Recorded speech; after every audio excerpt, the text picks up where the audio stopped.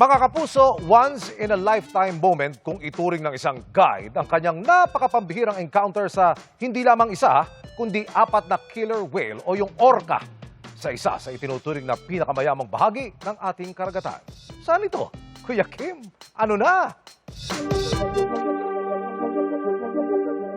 Habang naglalayag kamakailan sa tinuturing na Center of Marine Shorefish Biodiversity sa Verde Island Passage sa Luzon, hindi na itago ng guide na si Krista ang kanyang galak. Ayan sa ilalim. Ito kasi ang kanilang namataan sa laot. Isang killer whale o orca. Excited kami kasi alam namin na lahat ng sightings ng orca here in the Philippines is super rare. Ang orca, makailang beses pa lumapit sa kanilang bangka na para bang nakikipaglaro sa mga bisita. Siguro mga 50 meters away sa boat, doon na namin na-confirm na orca siya. So, sobrang excited kami. At hindi raw ito nag-iisa. Apat nga, kuya. I think it's between 4 to 6 orcas po. Ang kanilang close encounter sa mga orca sa Verde Island Passage, tinuturing ni Crystal na once-in-a-lifetime moment. Super big deal siya kasi ang orcas po ay usually nakikita sa mga bansang lalamig ng tubig. So, na makikita mo sila dito is once-in-a-lifetime experience. At alam niyo bang hindi lang mga orca ang maaaring makita sa puso ng Verde Island Passage? Kuya Kim, ano na? Ang Verde Island Passage na matatagpuan sa pagitan ng mga isla ng Luzon at Mindoro ay isa sa pinakamahalagang bahagi ng dagat, hindi lamang sa Pilipinas, kundi pati na sa buong mundo.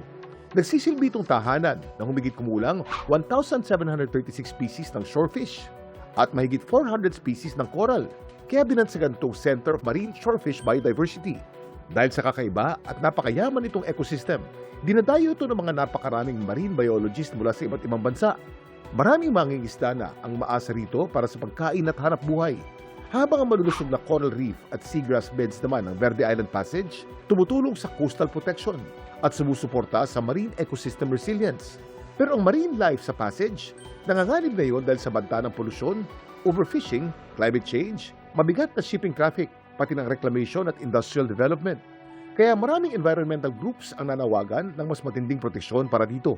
We are one of the people that focuses more on marine protected areas. We've got the highest density of marine biodiversity. So for you to witness that, it's amazing, and that's why we are also trying to protect it with everything that we can do.